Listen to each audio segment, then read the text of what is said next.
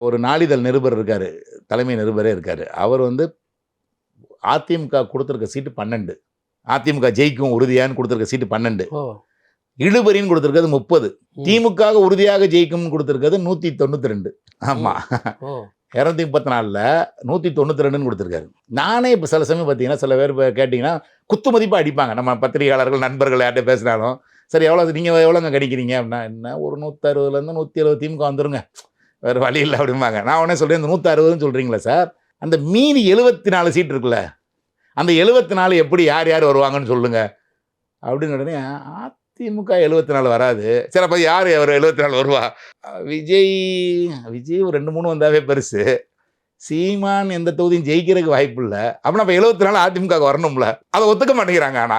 ஆனா இங்க வந்து நம்ம திமுக கூட சொல்லிருவோமோன்னு பயந்துகிட்டு அத குறைக்கிறாங்க. 160 வரைக்கும் வரும் அப்படின்னு சொல்றாங்க. ஆனா நீங்க அந்த 74 அதிமுக எடுக்கிறதுக்கு பிரம்ம பிரயத்தனம். வாய்ப்பே குறைவு, ரொம்ப குறைவு.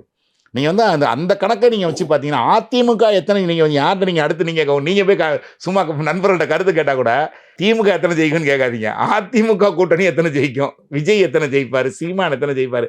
இப்படி கேட்டீங்கன்னா தான், உங்களுக்கு திமுக எத்தனை ஜெயிக்கும்ன்றதுக்கான ஒரு ஃபிகர் வந்து அரைவாகி வரும்.